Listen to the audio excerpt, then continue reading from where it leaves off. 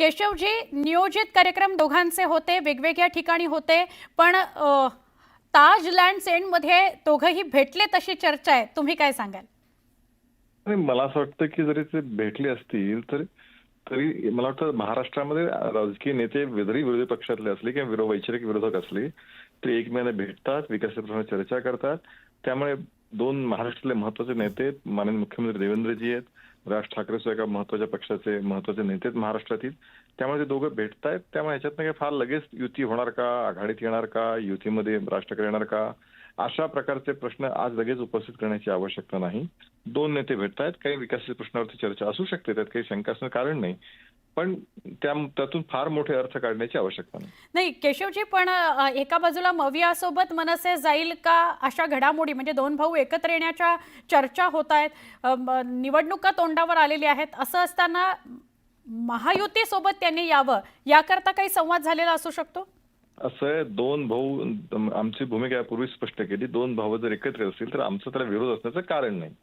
प्रश्न दोन भाऊ एकत्र येणं आणि महाराष्ट्राचा विकास हे दोन्ही प्रश्न हे पूर्णतः वेगळे आहेत. दोन भाऊ एकत्र येणं हे त्यांच्या कार्यकर्त्यांची गरज असू शकते, त्यांच्या जे काही थोडेफार कार्यकर्ते आहेत. पण महाराष्ट्राचा विकास हा मोठा व्यापक विषय आहे. त्यामुळे दोन भावांनी एकत्र यावं की नाही हा त्यांचा दोन पक्षाचा प्रश्न आहे. त्याशी भारतीय जनता पार्टीला काही म्हणण्याचं कारण नाही. किंबहुना दोन भाऊ एकत्र आले तरी भारतीय जनता पार्टीला काही आक्षेप असण्याचं कारण नाही. पण केशवजी, मुख्यमंत्र्यांची चर्चा झालेली असू शकते का आजच्या भेटीमध्ये मनसे अध्यक्ष राज ठाकरेंची, की तुम्ही महायुती बरोबर यावं?